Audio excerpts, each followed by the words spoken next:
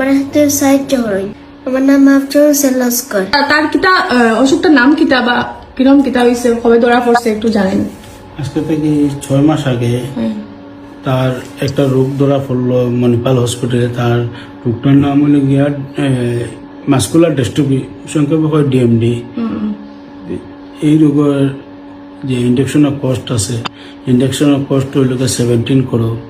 এটা তো আমি মিডল ক্লাসে মানুষ, আমরা এটা সম্ভব করতে পারি না। এবং আপনারা সবাই এত জনগণের আছে, আসামের জনগণের আছে, আমি এটাও চাইছি আমার সবাই একটু মিলে করি। কই দেওয়াইব? আর ইউএসএ দেওয়া হইব। ইউএসএ দেওয়াইব।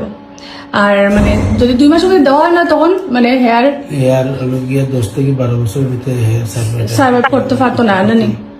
তো চিন্তা হয়, তার বয়স মাত্র 8 বছর বয়স। আপনার কাছে সবার কাছে একটা রিকোয়েস্ট, কোন স্কুলে পড়ো? ক্লাস 3 মুরগজ পাবলিক স্কুল শিলচর। স্কুলে যাওনি? যাই। যাওনি? আচ্ছা। আর তোমার ঘর কোন জায়গা? শিলচর। শিলচর? আচ্ছা।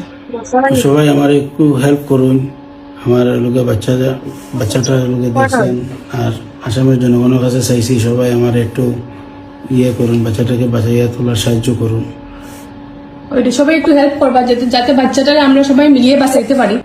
এই যে দেখুন, তার এই ইঞ্জেকশনটার দাম হইল 17 কোটি টাকা।